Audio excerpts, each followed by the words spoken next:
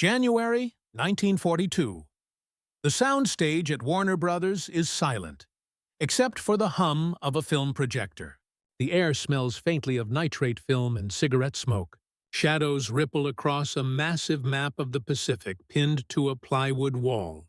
Around it stand a dozen men in uniform, officers from the U.S. Army Air Forces, and a few civilians in suits, whose faces once belonged to Hollywood's most powerful producers. On the screen, grainy black-and-white footage flickers. Japanese Zero fighters diving, bombs blooming into the sea, American pilots scrambling to defend Wake Island. The reel ends abruptly. The room stays dark. Then a general speaks. "Gentlemen, this is not entertainment. This is training." What began as a dream factory has become a war room. Behind studio gates, prop rooms are turning into armories, sets into briefing halls, cameras into instruments of strategy. The most unexpected alliance of the war is taking shape. One where movie makers and soldiers will work side by side, using stories, sound, and light as weapons. Few in Germany will ever believe it. But in that dim room, America's film industry quietly joined the war. And to understand how that moment came to be, we have to look back to the world before it. Before the war reached America's shores, Hollywood was already shaping how the public saw it. By the late 1930s, the studio system was at its height. Vast, self-contained empires, where everything from scripts to stars was controlled under a single roof. MGM, Warner Brothers, Paramount, RKO, and 20th Century Fox dominated screens not only in the United States, but across the world. Every week, millions filled darkened theaters to escape the Depression's shadow through song, spectacle, and stories of hope. Yet beyond the glamour, the world was shifting. Europe was unraveling. In 1939, as German forces stormed into Poland and Britain declared war, Hollywood watched cautiously from an ocean away. America was still deeply isolationist.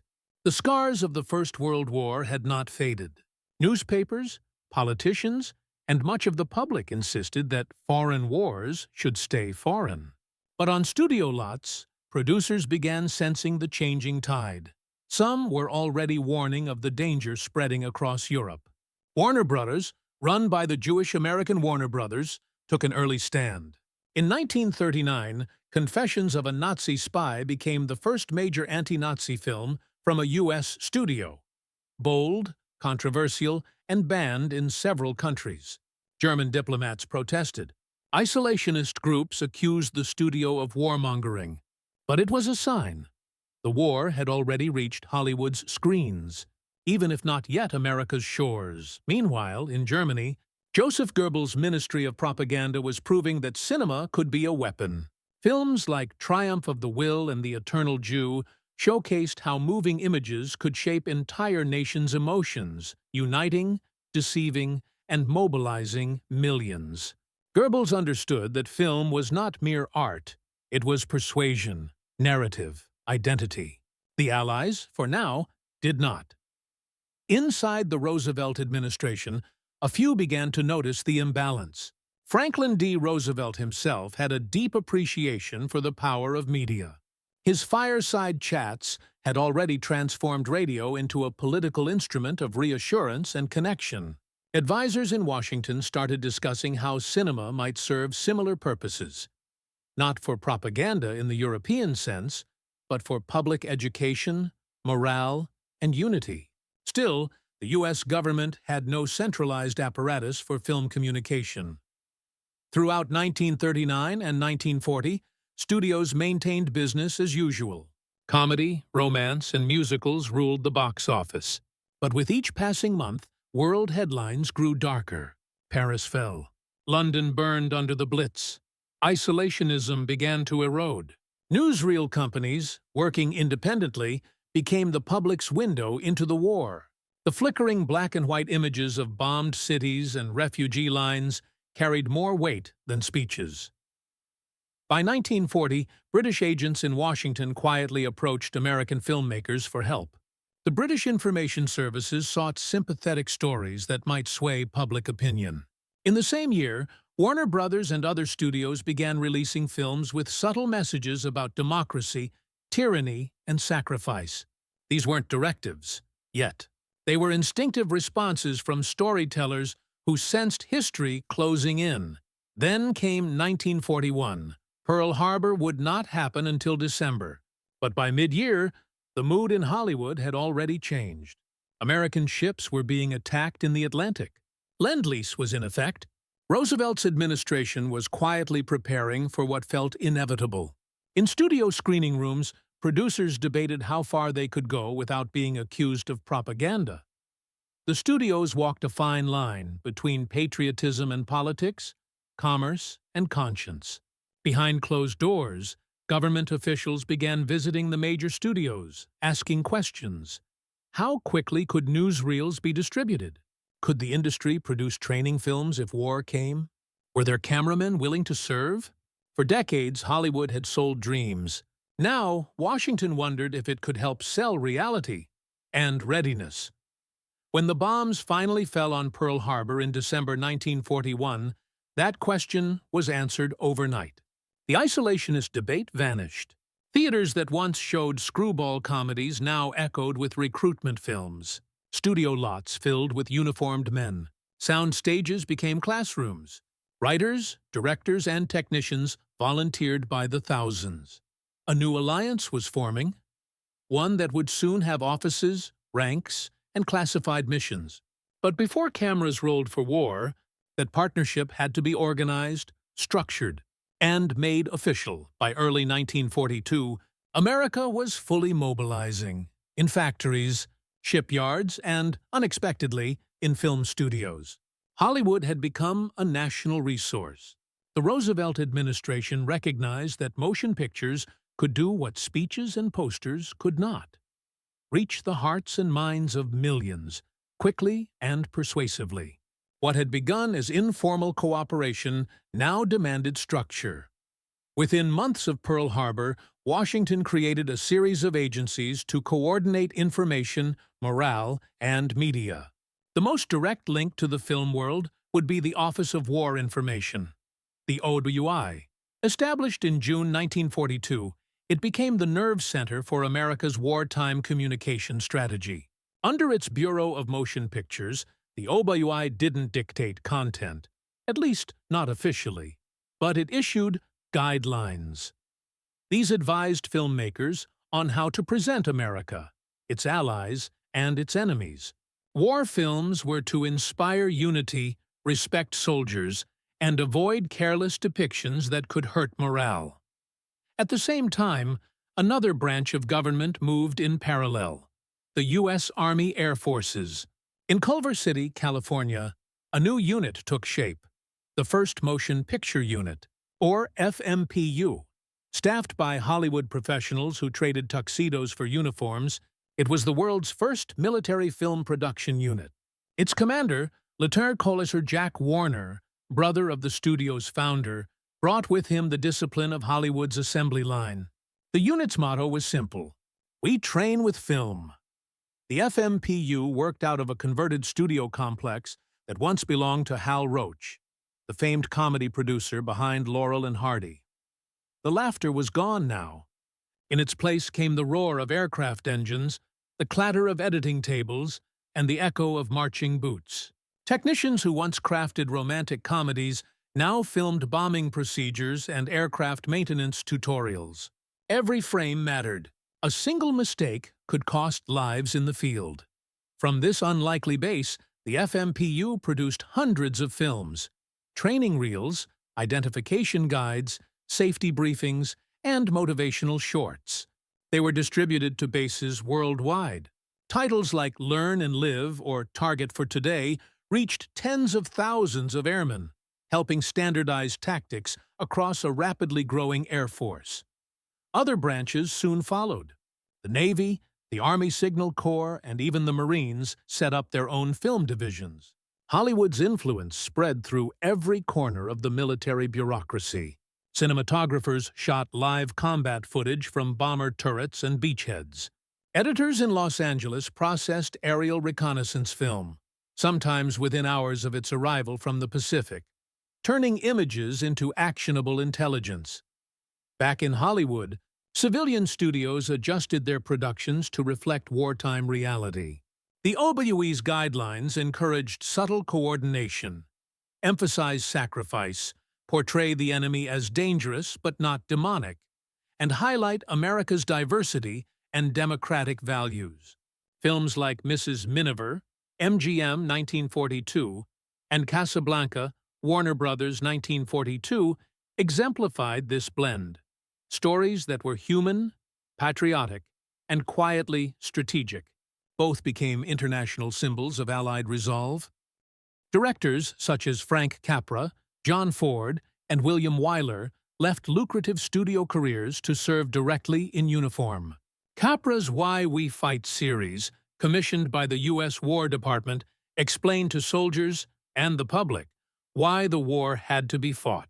John Ford, embedded with the Navy, filmed the Battle of Midway and D-Day under fire. Wyler flew aboard B-17s to capture the Memphis Belle, bringing audiences face-to-face with the realities of air combat. Each of these films had a double purpose: to inform and to inspire.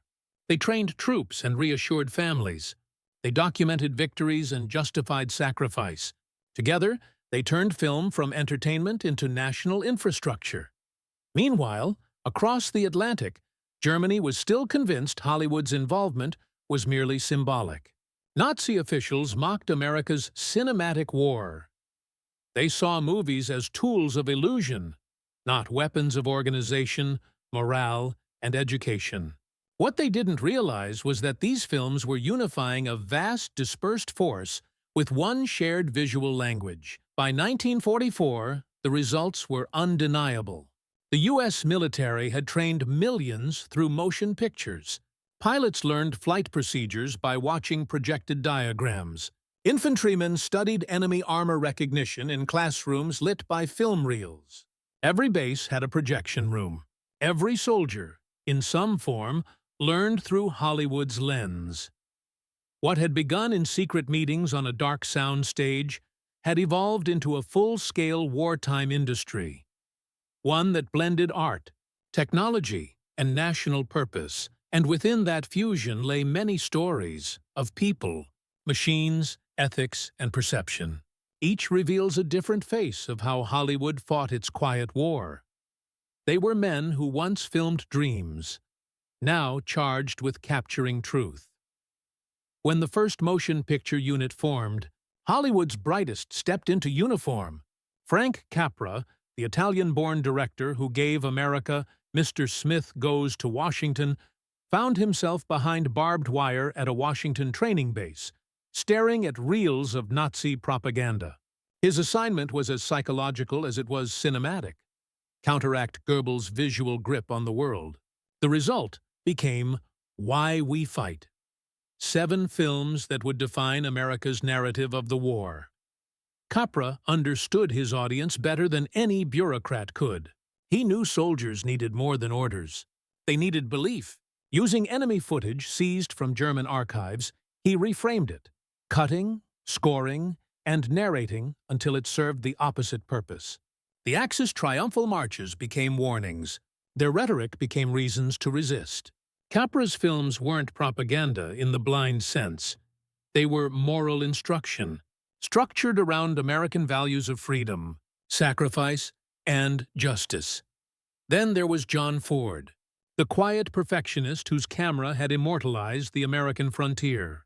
Commissioned as a commander in the U.S. Navy Reserve, Ford led a small combat camera unit. At Midway, in June 1942, his team filmed under live Japanese bombardment. Ford was wounded by shrapnel, but kept shooting, his camera steady on the smoke rising over the Pacific. The footage, edited and released as The Battle of Midway, stunned audiences. It wasn't a fiction. It was the war itself, raw and undeniable. William Wyler, known for Mrs. Miniver, took a different path. He joined the Army Air Forces and directed The Memphis Belle, a story of a flying fortress, 1944. Flying multiple missions with bomber crews, Weiler's cameras captured the tense rhythm of modern aerial warfare. The sweat, the silence before flak, the hum of engines that separated life from death. By war's end, Weiler had lost part of his hearing from the roar of engines, but he'd gained a deeper conviction. Film could bear witness. Behind them were hundreds of anonymous men and women. Cameramen trained to crawl beside infantrymen, scriptwriters who composed military manuals, sound engineers who learned to capture gunfire without panic. Each contributed not by fiction, but by clarity, turning instruction into art and art into instruction. Studio heads like Jack Warner and Darrell F. Zanuck acted as generals of culture. They coordinated with the OWE, approved patriotic films, and redirected resources to war bonds, drives, and morale campaigns. For the first time, Hollywood's chain of command ran parallel to Washington's. It was a collaboration of belief, not in ideology, but in storytelling as power. And above them all was an understanding quietly shared among both officers and directors. The camera could rally armies. War reshaped not only the people of Hollywood, but its machines. The technology of film, perfected for entertainment, became an operational tool. Cameras that once tracked dancers now documented troop movements. Editing equipment once used for musicals now processed aerial reconnaissance. Every reel mattered, because every frame contained data. The U.S. Army Signal Corps worked hand-in-hand with studio technicians to solve one of the war's most complex challenges: speed. Traditional film labs couldn't handle the flood of reconnaissance footage from the European and Pacific fronts. Hollywood could. Labs in Los Angeles, accustomed to processing thousands of feet of film per day, were quietly repurposed to handle combat footage flown in from overseas. Engineers streamlined chemical development, improved duplicating techniques, and created rapid editing systems for military analysts. Cinematographers also brought their technical precision to the battlefield. Compact cameras, adapted from Hollywood designs, were fitted to aircraft, tanks, and naval guns. These gun cameras recorded missions for after-action analysis, a revolution in tactical debriefing. Pilots could replay engagements, study enemy maneuvers, and refine tactics. What had begun as entertainment technology became one of the first forms of visual data analytics in modern warfare. Even sound design found a purpose. The same engineers who had mastered synchronized dialogue helped the military develop instructional films with perfect clarity, essential when teaching complex mechanical tasks to thousands of recruits. Projectionists, trained by the studios, accompanied mobile education units to the front, ensuring soldiers could learn through moving images even in remote outposts. The collaboration extended beyond film itself. Camera lenses, lighting rigs, and special effects miniatures inspired innovations in aerial mapping, model-based bombing simulations, and target recognition systems.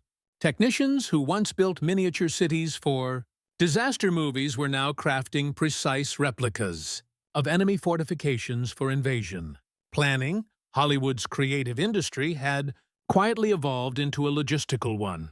Its processes, scripting, shooting, editing, distributing, mirrored military operations. Coordinated, hierarchical, deadline-driven. The film reel became both a teaching tool and a weapon of morale, guiding millions of servicemen who would never meet their instructors face to face.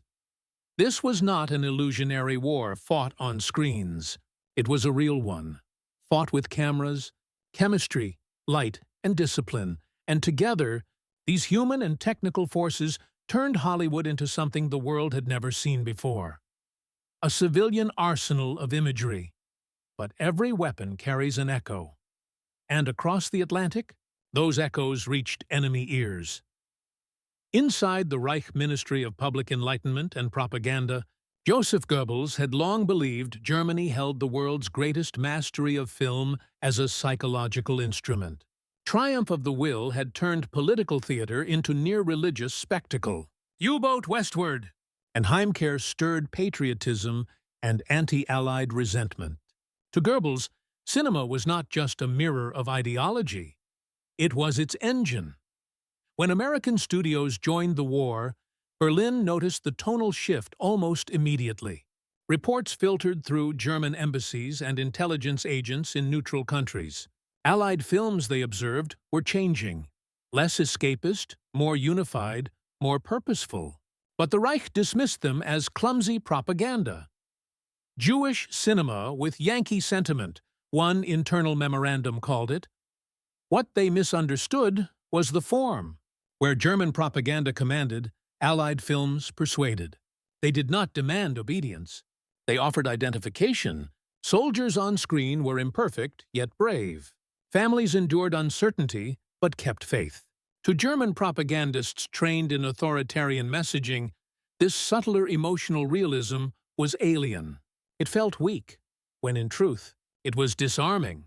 Goebbels, in his wartime diary, lamented in 1943 that America's mass culture had become the new priesthood of the modern age. His words, though contemptuous, hinted at fear. Hollywood's strength lay not in orders from the top, but in its organic resonance with democratic ideals. Its filmmakers did not need to invent a myth.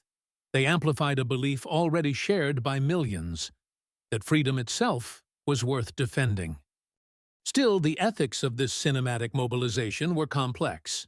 Could persuasion ever remain pure when aligned with military goals? The OI insisted its mission was information, not manipulation, but lines blurred. Scripts were revised to highlight interracial cooperation, female labor, and sacrifice, not always because it was true in practice, but because it should be. Hollywood was no longer a mirror. It had become an architect of morale. Many within the industry wrestled with this new responsibility. Some worried they were feeding illusion, simplifying a brutal war into digestible narratives. Others saw it as necessary unity. For soldiers and civilians alike, those stories built endurance. In a total war, the mind was as vital as the machine. Germany's failure to grasp that distinction, to see cinema as an ecosystem of persuasion rather than a top-down instrument, would prove a cultural miscalculation. By the time the Reich recognized how deeply Allied imagery had fortified its enemy's morale, it was too late. When the guns fell silent in 1945, Hollywood's cameras kept rolling. But the light that returned to the studio backlots was not the same as before. Thousands of veterans came home with skills learned through film. Projectionists, photographers, editors, animators. Many joined or rejoined the studios, blending military discipline with artistic ambition. Training films had taught an entire generation of technicians how to plan, shoot, and cut with precision. The wartime collaboration had industrialized the craft itself. The government also recognized the enduring value of cinematic communication. The Office of Strategic Services, America's wartime intelligence agency, evolved into the Central Intelligence Agency and brought with it many alumni from propaganda and training film units. The techniques honed in the 1940s, message testing, narrative framing, visual psychology, would shape Cold War information strategy for decades. Culturally, the partnership between Hollywood and Washington never fully dissolved. The post-war years saw films that both celebrated and questioned the conflict. The Best Years of Our Lives, 1946, confronted the human cost. 12 O'Clock High, 1949, analyzed leadership under stress. The line between documentation and dramatization blurred, creating a new cinematic language, the war film as moral reckoning. Abroad, American movies flooded liberated Europe. To exhausted populations, they carried light, rhythm, and optimism, the image of a confident, humane superpower. In devastated Germany, theaters reopened under Allied supervision. Among the first imports were U.S. films chosen not for glamour, but for ideals: justice, equality, resilience. In this way, the cultural war continued after the military one ended, but now as reconstruction, not resistance. The long-term effect was profound. Hollywood emerged from the war not only richer, but transformed, from an entertainment industry into a global storyteller of democracy. Its techniques of persuasion, honed under fire, became the foundation of modern media strategy. The war had taught the world that film could move nations as surely as armies. Even decades later, historians would debate whether this blending of art and statecraft marked progress or peril. Could an industry built on imagination remain independent once it had served as a weapon? Could governments resist using narrative to shape consent? Those questions, born in 1942, still echo in every film that mixes patriotism with power. Yet one truth endures. Hollywood proved that culture itself can be mobilized, that symbols, sounds, and stories could rally free people more effectively than decrees. And while Germany's generals planned campaigns in steel and fire, America's strategists discovered a quieter arsenal, one made of light and belief. That realization set the stage for a turning point, when the full power of cinematic warfare would be tested against the world's most destructive conflict. By 1944, film had become an invisible artery running through the Allied war machine. From the desert training camps of California to the invasion beaches of Normandy, light and celluloid carried instruction, morale, and coordination. The studios and the military had achieved something few had imagined possible 2 years earlier, a perfect synchronization between art and operation. One of the clearest examples came in the months leading to Operation Overlord, the Allied invasion of Nazi-occupied France. Preparing for D-Day required not only troops and equipment, but the psychological and technical synchronization of millions of men who had never seen combat on such a scale. Traditional briefings could not achieve that. Film could. In early 1944, a team under the U.S. Army's Signal Corps Photographic Center and the 1st Motion Picture Unit began producing a classified series of orientation films for units destined for the invasion. These included D-Day -1 and Beachhead to Berlin, training and morale reels that walked soldiers through what to expect on the beaches, from landing craft exits to field signals and chain-of-command clarity. The goal was simple: remove uncertainty. Each reel condensed months of experience from earlier amphibious landings in North Africa and Italy into minutes of visual instruction. Diagrams, live-action recreations, and animated overlays explained the sequence of operations. These weren't dramatic spectacles. They were tactical blueprints. And when the invasion began on June 6, 1944, thousands of soldiers recognized the terrain and procedure, not because they had been there, but because they had seen it on film. This visual rehearsal reduced confusion and casualties in the first hours of the assault. After-action reports from several divisions noted that motion picture instruction had increased familiarity with landing protocols and equipment use. While no single factor defined success on that day, film had quietly played its part in coordinating the largest amphibious landing in history. At the same time, the Office of Strategic Services, OSS, America's wartime intelligence agency, was using film for a different, more covert purpose: psychological warfare. Under its Morale Operations Branch, the OSS collaborated with filmmakers and advertising experts to produce short films and newsreels designed for enemy and occupied populations. These were smuggled into Europe through neutral territories, dropped by air, or transmitted via captured theaters. One such series, codenamed Rumor, used fabricated newsreels mimicking German production styles, but subtly inserting demoralizing messages. Shortages, lost battles, disillusioned soldiers. The footage was often spliced together from captured German material, re-edited by technicians who once worked on Hollywood thrillers. Their task was delicate: make the message believable enough to pass as authentic, but corrosive enough to sow doubt. Meanwhile, on the home front, the synchronization extended to mass mobilization. The war bond campaigns became cinematic events. Studios produced short features starring their biggest names: Cary Grant, Bette Davis, James Cagney, urging Americans to buy your share of victory. These films, screened before every major release, translated patriotism into tangible support. The results were staggering. By 1945, over $185 billion in war bonds had been sold, much of it driven by Hollywood's nationwide influence. Beyond persuasion, the technical contributions continued to shape the battlefield.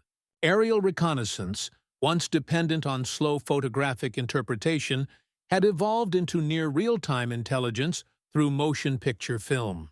Crews trained by Hollywood, cinematographers captured continuous footage from high altitude.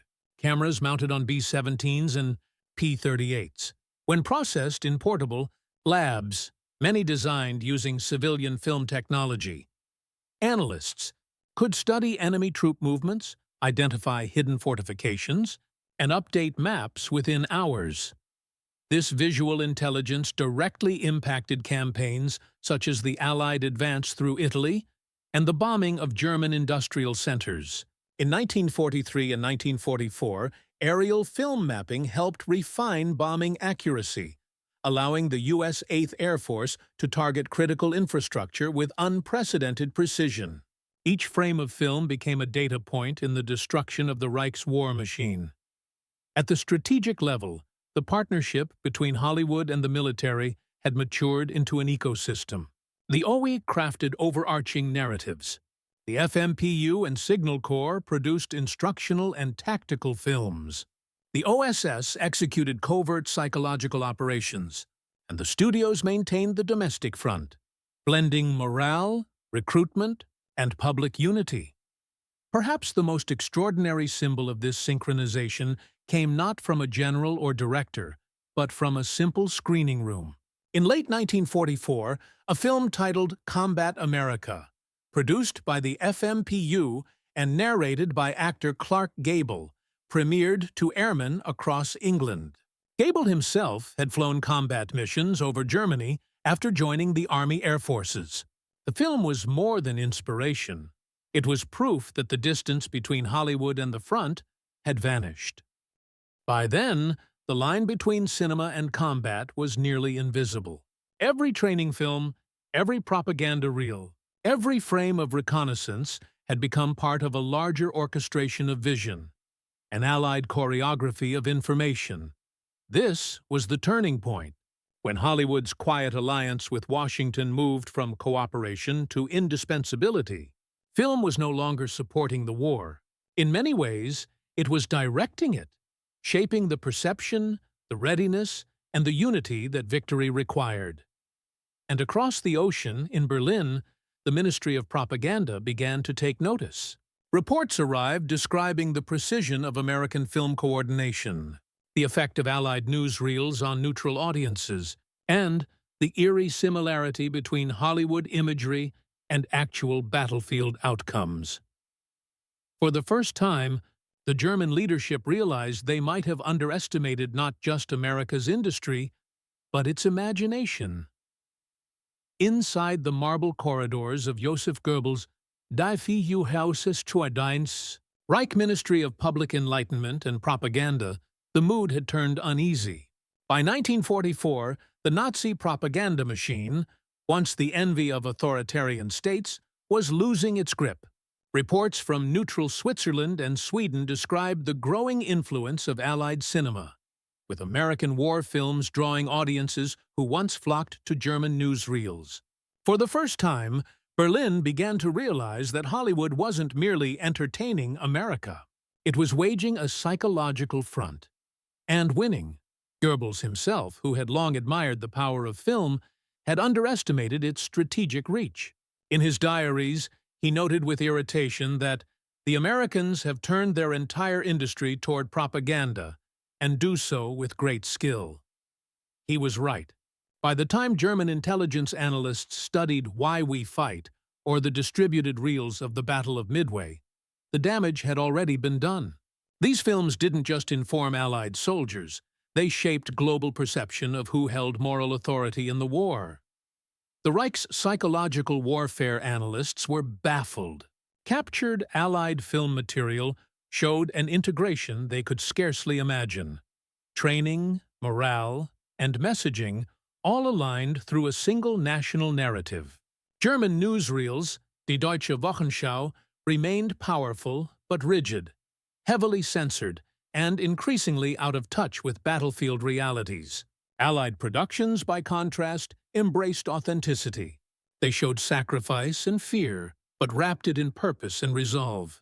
In 1943, intercepted Swiss and Spanish press reports reached Berlin describing American-produced documentaries being screened in neutral cinemas, films that humanized Allied soldiers and presented the U.S. as a defender of civilization rather than an aggressor. The German Foreign Office dismissed them as commercial exports. The propaganda ministry, however, was alarmed. They understood the subtle danger. While Nazi films demanded obedience, Allied films invited identification. Goebbels ordered countermeasures. New productions meant to expose what he called the Hollywood myth. These included Die Degenhards and Kohlberg, massive state-funded epics intended to rival American cinematic spectacle. Yet, as the war turned against Germany, these efforts rang hollow. The resources were scarce, theaters were destroyed, the audience weary. Meanwhile, Allied film units followed the troops, documenting liberation, ruin, and atrocity in real time. When German forces were pushed from France in 1944, Wehrmacht intelligence compiled reports noting the effect of Allied leaflets, broadcasts, and film propaganda on occupied populations. One internal memo concluded that the enemy's use of cinema as psychological weapon exceeds expectations.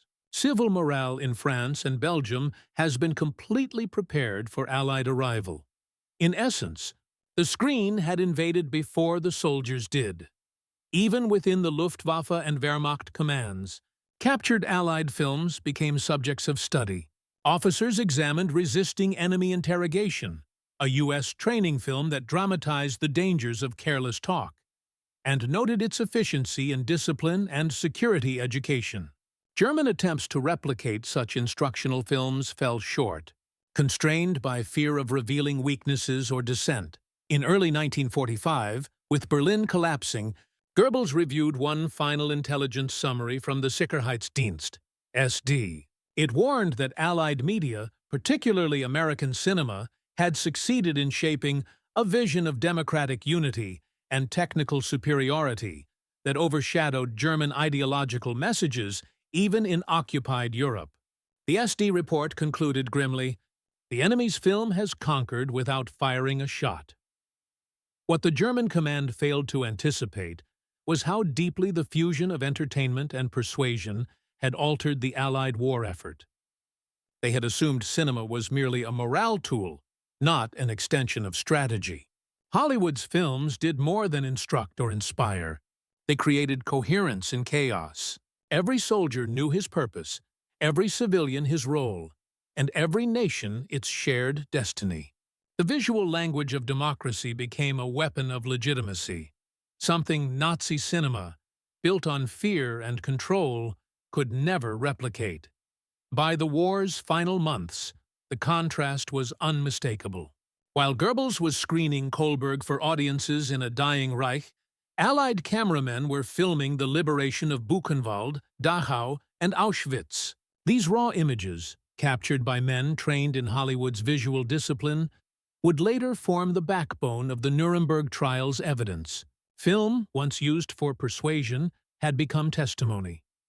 When German officers viewed those reels in 1945, some reportedly turned away in silence.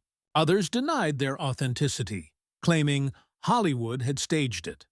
Ironically, that disbelief captured the ultimate German miscalculation. The failure to grasp that truth, when filmed with precision and conviction, could be more powerful than propaganda itself.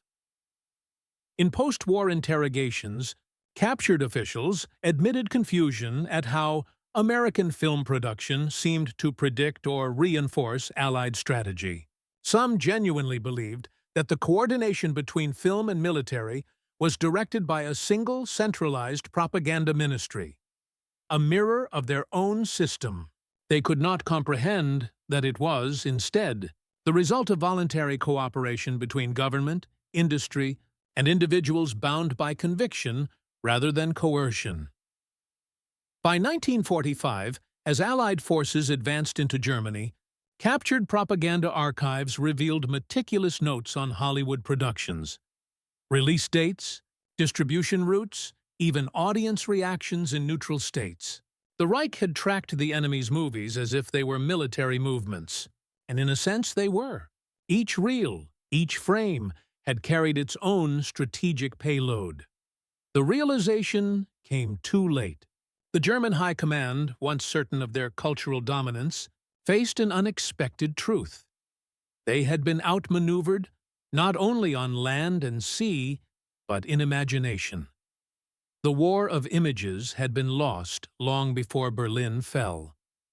And as the Reich crumbled in smoke and silence, the Allied cameras kept rolling, documenting the final days, preserving the evidence, and proving that in the modern age, victory belonged not only to those who fought hardest, but to those who told the story best. When the guns finally fell silent in 1945, the numbers began to tell their own story. Not just of destruction, but of effectiveness. Buried among the logistics reports, troop debriefs, and post-campaign analyses were statistics few had expected.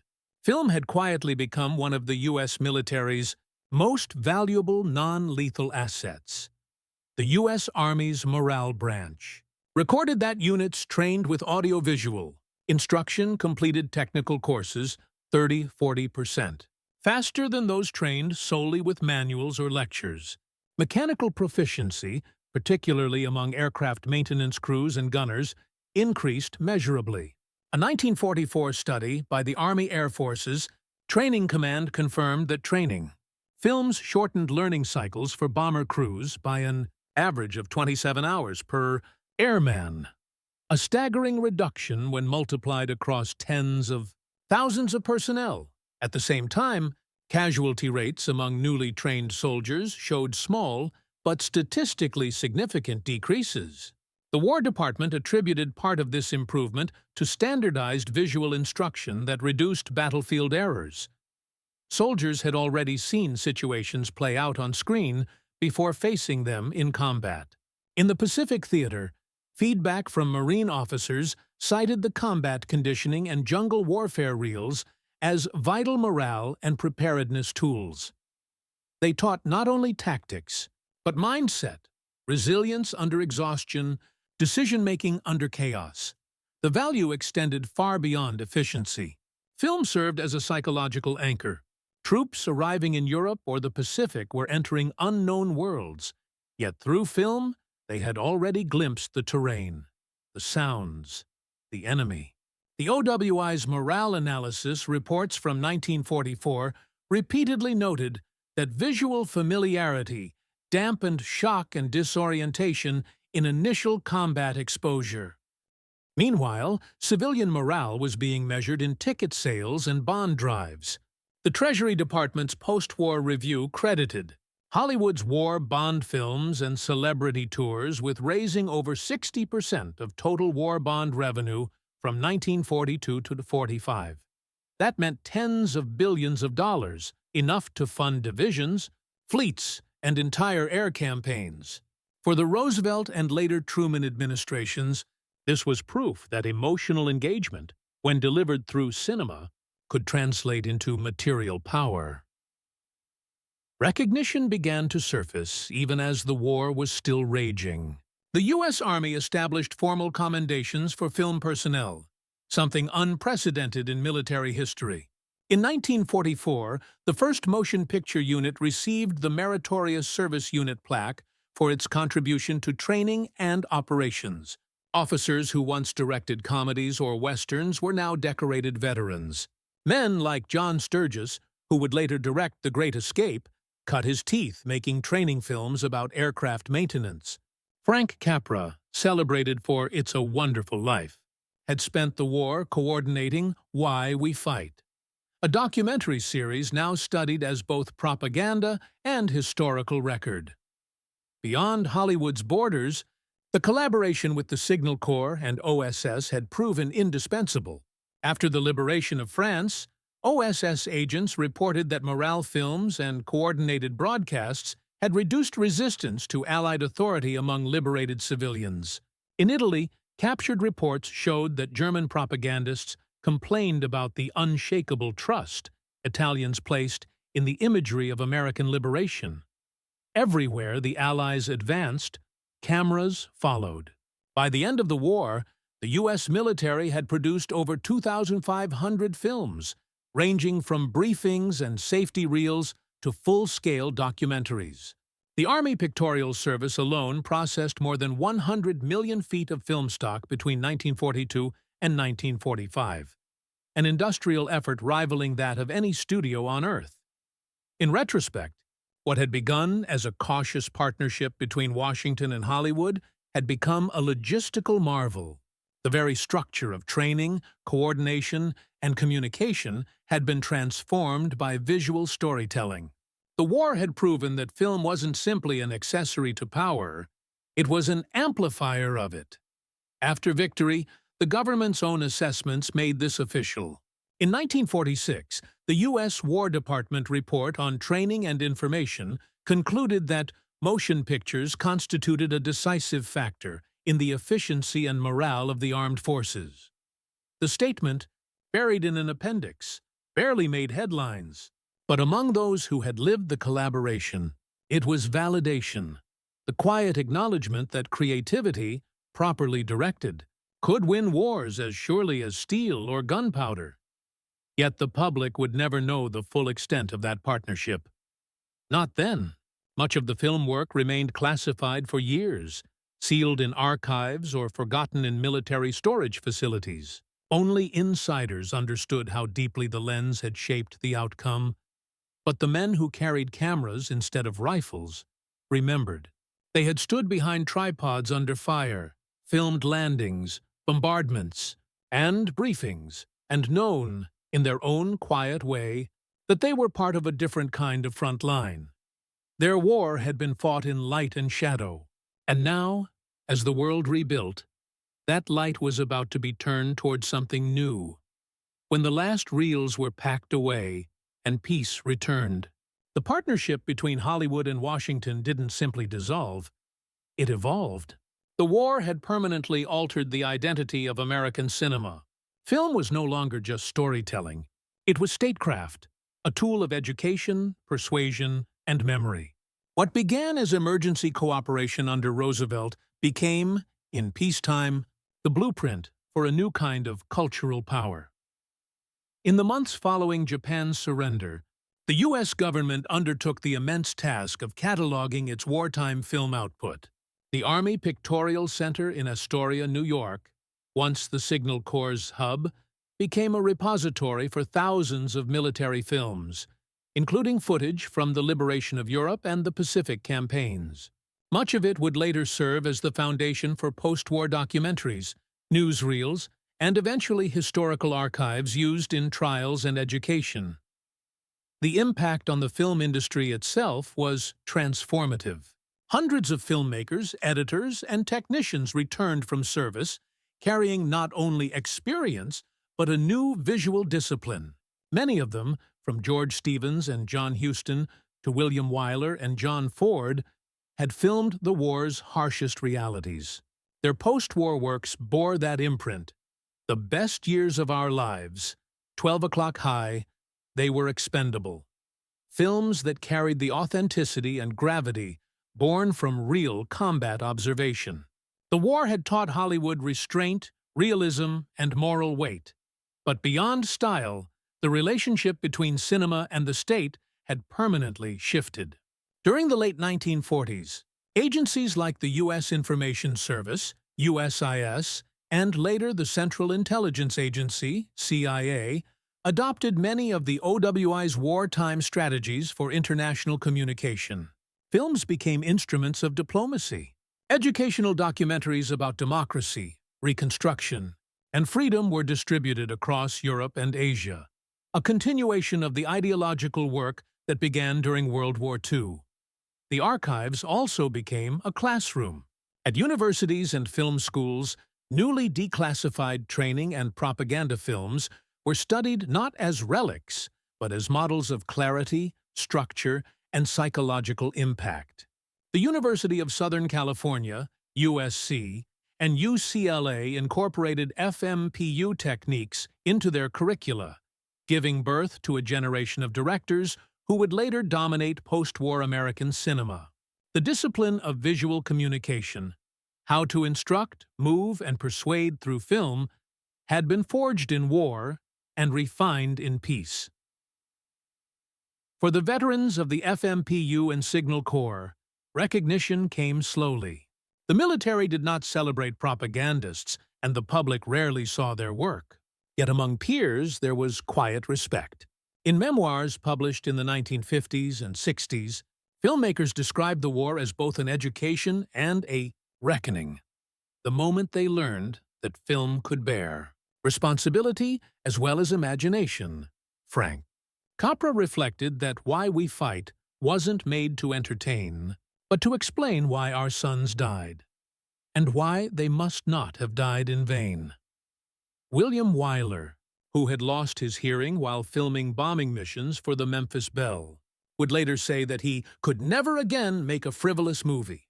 Meanwhile, abroad, historians began to uncover the scale of what Germany had missed. Allied declassification in the 1970s revealed OSS files detailing operations that used forged German newsreels and falsified broadcasts, operations that had measurably eroded German morale.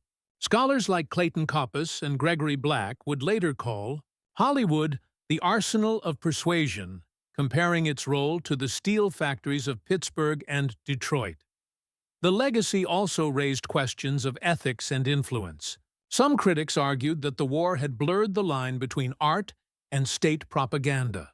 That once opened, the door to government-Hollywood cooperation would never fully close. The Cold War seemed to prove them right.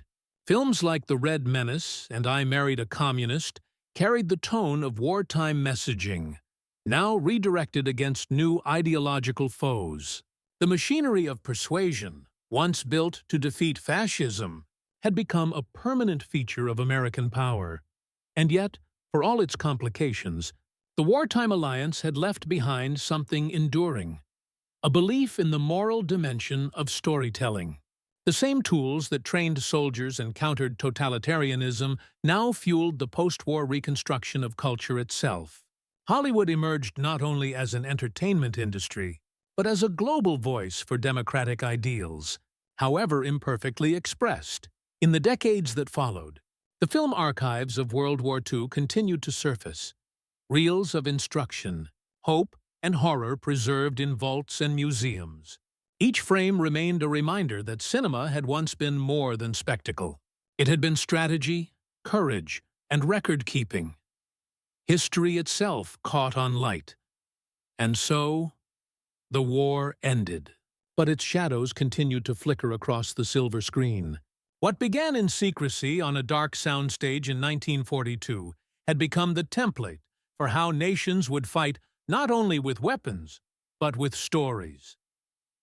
January 1942, a dark soundstage, a projector, and a map. It began as a quiet experiment, a flicker of light against uncertainty.